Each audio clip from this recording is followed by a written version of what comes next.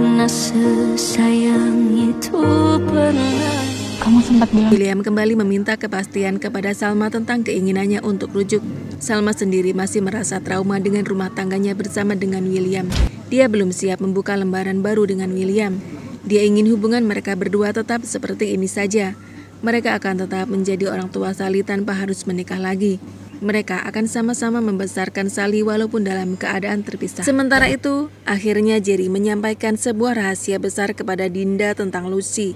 Ternyata Lucy yang selama ini dijaga oleh Dinda adalah benar-benar anaknya Dinda yang hilang. Jerry meminta maaf karena telah ikut terperangkap dalam niat jahat Erlangga yang ingin balas dendam.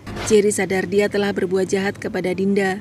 Dia sangat menyesal karena menyebabkan Dinda kehilangan putrinya hingga Dinda depresi dan hampir gila. Dinda sebenarnya syok, tetapi dia surprise dan bahagia bisa bertemu kembali dengan putrinya yang hilang. Selama ini, Dinda telah mencarinya kemana-mana. Dia tidak menyangka anaknya selalu dia jaga tanpa disadarinya. Dinda sangat bahagia bisa kembali berkumpul dengan putrinya. Walaupun Dinda marah kepada Jerry, setidaknya untuk saat ini Dinda masih bersyukur. Dia akhirnya bisa berkumpul dengan Devika, putrinya yang selama ini hilang. Jerry bersaksi di persidangan tentang semua kejahatan Erlangga. Erlangga selama ini hanya berpura-pura mati. Jerry menemukannya di pantai daerah Bali lalu merawatnya hingga sembuh. Erlangga juga memperdaya Jerry untuk membantunya mencari identitas baru dengan alasan nyawanya saat ini terancam. Oleh karena itu, Jerry percaya dengan semua ucapan Erlangga hingga dia rela membantu apapun yang Erlangga inginkan. Setelah akhirnya mengetahui Erlangga ternyata adalah orang yang jahat, Jerry pun mulai menentang Erlangga. Kini Jerry bersedia bersaksi di pengadilan untuk kasus Iris.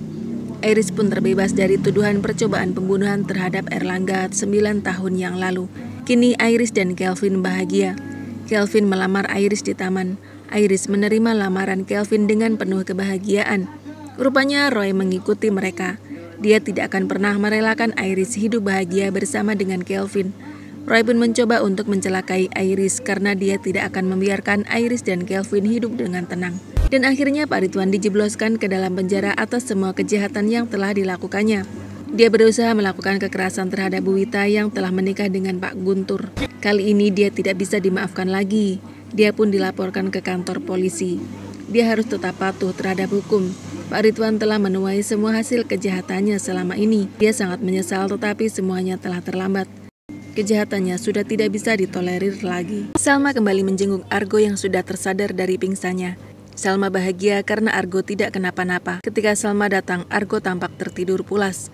Salma duduk di sisi Argo dan memerhatikan wajahnya yang sedang tertidur. Ketika Salma membenahi selimut Argo, tiba-tiba Argo terbangun. Tangannya menangkap tangan Salma yang saat itu berada di dadanya. Salma terkejut. Dia tidak menyangka Argo akan terbangun dan menggenggam tangannya. Argo tidak mau melepaskan tangan Salma. Salma pun menanyakan apa maksud dari ucapan Argo yang dia ucapkan ketika dia sedang tidak sadarkan diri. Argo memberitahu Salma bahwa apa yang dia ucapkan adalah benar-benar berasal dari lubuk hatinya yang paling dalam. Walaupun dia sedang tidak sadar, tetapi dia tahu dia sudah mengucapkan cintanya kepada Salma. Salma terkejut dan mulai dilema. Dia tidak menyangka ternyata selama ini Argo masih sangat mencintainya.